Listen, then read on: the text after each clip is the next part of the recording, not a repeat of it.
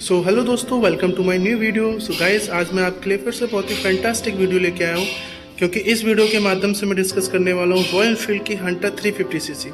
Total कितनी categories हैं, क्या क्या फीचर्स हैं, वो सारे के सारे पॉइंट्स मैं इस वीडियो के माध्यम से कवर करूँगा। सो दोस्तों, आप लोगों से रिक्वेस्ट है कि वीडियो एंड तक देखें, और अगर वीडियो अच्छा लगे तो चैनल को सब्सक्राइब करना ना भूलें। सो दोस्तों, चलते हैं अपने वीडियो की तरफ। तो सबसे पहले मैं बता दूं, रॉयल एनफील्ड हंटर में टोटल 3 कैटेगरीज हैं। First is called factory, and second is dapper, and third is rebel, जो कि टॉप कैटेगरी है। सो सेकंड और थर्ड में जनरली कोई डिफरेंस नहीं है। सो मैं आपको आज सेकंड और थर्ड के सारे कॉमन फीचर्स बताने वाला हूँ, क्योंकि जो फर्स्ट सब कैटेगरी है फैक्ट्री, उसके फीचर्स मैं अपकमिंग वीडियो में बताऊंगा, क्योंकि जनरली बहुत सारे डिफरेंस हैं। लेकिन आज मैं आपको हंटर की सेकंड और थर्ड कैटेगरी के कॉमन फीचर्स बताऊंगा। सो चलते हैं दोस्तों अपने वीडियो की तरफ। सो दोस्तों, सबसे पहले इसके फ्रंट टायर साइज़ की बात कर लेते हैं। तो जो फ्रंट टायर साइज़ है वो 17 इंच का है। ये आपका yellow wheel with tubeless tyre के साथ आता है। साथ ही साथ बात करते हैं इसके फ्रंट डिस्क साइज़ की। तो ये जो फ्रंट डिस्क साइज़ है वो 300 mm साइज आता है। अब बात करते हैं इसके बैक टायर साइज़ की। तो ये भी आपको सिमिलर 17 इंच के साथ मिलता है विद एलो व्हील और ट्यूबलेस टायर। ये सेकंड सब कैटेगरी और थर्ड दोनों में ही ये एलो व्हील और ट्यूबलेस टायर मिलेंगे आपके। साथ ही बात करते हैं ये जो फ्रंट बैक जो डिस्क ब्रेक का साइज़ है वो है आपका 270 mm के साथ आता है। सेकंड और थर्ड सब कैटेगरी में आपको yellow wheel tubeless tyre with dual channel ABS के साथ दोनों की दोनों कैटेगरीज आती हैं। बात करते हैं इसके इंजन की। तो जो इसका इंजन है वो 350cc कैपेसिटी के साथ आता है। वहीं इसके टाइप की बात करें तो ये सिंगल सिलेंडर 4 स्ट्रोक इंजन है। बात करते हैं इसके फ्यूल सप्लाई की। तो इसमें EFI supply, electronic fuel injection. बात करते हैं इसी के साथ इसकी मैक्सिमम पावर की। तो ये 20.21 PS पावर प्रोड्यूस करता है। इसी के साथ बात करते हैं इसके मैक्सिमम टॉर्क की। तो ये 27 न्यूटन मीटर का टॉर्क प्रोड्यूस करता है। बात करते हैं इसके गियर बॉक्स की।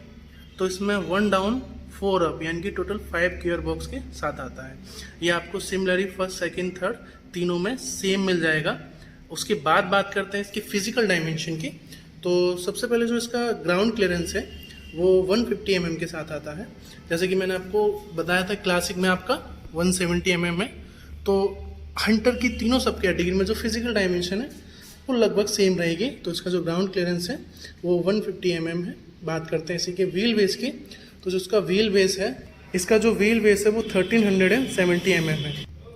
इसी के साथ बात कर लेते हैं दोस्तों इसके सीट हाइट की। तो जिसकी सीट हाइट है वो 790 mm इसकी सीट हाइट मिल जाएगी। तीनों ही सब कैटेगरी में आपकी सीट हाइट भी लगभग सेम रहेगी, इवन सेम ही है। अब बात करते हैं इसके सीट की। तो आपको सेकेंड और थर्ड सब कैटेगरी में आपको जो सीट मिलने वाली है वो सिमिलर रहेगी, फ्लैट सीट रहेगी, और ये कुशनिंग बहुत ही कंफर्टेबल रहेगी, टूरिंग फॉर्म रहेगा। और जो फर्स्ट सब कैटेगरी है विच इज़ कॉल्ड फैक्ट्री, उसमें थोड़ी सी डिज़ाइन चेंज हो जाती है। बाकी आपको सिमिलर फ्लैट सीट उसमें भी आपको मिलेगी। इसी के साथ बात कर लेते हैं इसके टैंक की। तो जो फ्यूल टैंक कैपेसिटी है वो 13 लीटर है, और जो मिनिमम रिज़र्व है वो 4 लीटर का रिज़र्व रहता है इसमें। यानी कि आपके जो पेट्रोल है वो 4 लीटर से जैसे कम आता है तो आपका ऑटोमेटिक रिजर्व लग जाता है इसमें। बात कर लेते हैं इसी के साथ इसके एवरेज की। तो जो एवरेज है इसका वो जनरली 30 to 35 का एवरेज ये मेंटेन करके चलती है। यानी कि अगर आप सिटी में चलाएंगे इसको तो 30 to 35, एंड अगर ऑन वे हाईवे पे ले जाएंगे आप तो 35 to 40 का एवरेज ये निकाल देती है। उसी के साथ बात कर फ्रेम के बारे में। तो जो इसका फ्रेम है इसको twin drum tube spine frame बोलते हैं, क्योंकि ये जो फ्रेम है वो इंजन से मिलके बना है। सो दोस्तों, ये था इसका फिजिकल डायमेंशन। अब बात कर लेते हैं इसके डिजिटल फंक्शन के बारे में। सो सबसे पहले मैं आपको बता दूं, ये जो स्विच ऑन ऑफ का है ये पावर ऑन ऑफ का है। ये डीएक्टिवेशन मोड है, ये एक्टिवेशन मोड है। इसी से आप जो है सेल्फ ले सकते हैं। फॉर एग्जांपल मैं इसका साउंड सुना देता हूँ आपको। इसका जो साउंड है वो बहुत ही प्यारा साउंड है, मैं दिखा देता हूँ आपको। ये इसका साउंड रहेगा। सो दोस्तों, इसी बटन से जो है आपका ये सेल्फ एक्टिव होगा। बात करते हैं इसके एक्सीलेटर की। सो दोस्तों, एक विशेष ध्यान रखना है, इसको सेल्फ लेते समय आपको एक्सीलेटर का प्रयोग नहीं करना है, क्योंकि जितनी भी BS6 जितनी भी मोटरसाइकिल है रॉयल एनफील्ड की ही, उन सभी में आप यदि आप एक्सीलेटर का प्रयोग करते हैं सेल्फ लेते समय तो गाड़ी स्टार्ट नहीं होगी। सो अब बात कर लेते हैं इसी के साथ। ये जो वाला आप स्विच देख रहे हैं ये आपका हज़ार्ड लाइट का है, जिसमें ये चारों इंडिकेटर आपके एक साथ ब्लिंक करना शुरू कर देते हैं। इसको जनरली हम पार्किंग लाइट में भी इसका हम यूज़ करते हैं। इसी के साथ बात कर लेते हैं इसके अनदर स्विच की। तो ये जो बटन है ये आपका पासिंग का है, इसी बटन से आप पासिंग यूज़ कर सकते हैं।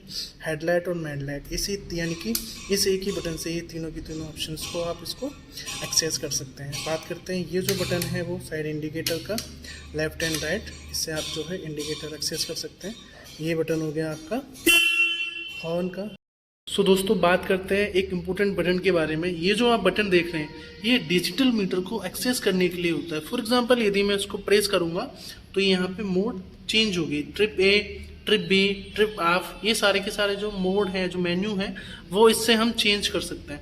इसी के साथ बात करते हैं इसकी टाइमिंग की।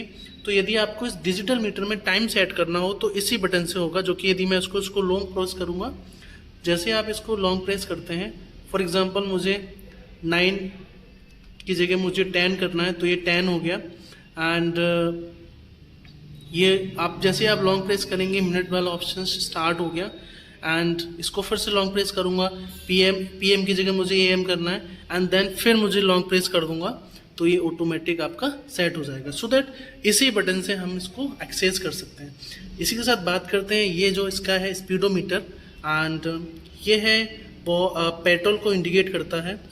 फॉर एग्जाम्पल आपके टैंक में यदि पेट्रोल 4 लीटर से कम है तो ये ब्लिंक करना शुरू कर देगा, यानी कि ये रिप्रेजेंट करता है कि पेट्रोल की नीड है। ये जो सिंबल है बैटरी को रिप्रेजेंट करता है। अगर कोई बैटरी में प्रॉब्लम है तो व्हीकल स्टार्ट होने के बाद जब आप इसको सेल्फ से स्टार्ट करोगे, यदि ये सिंबल शो कर रहा है मीन्स बैटरी में कोई प्रॉब्लम है।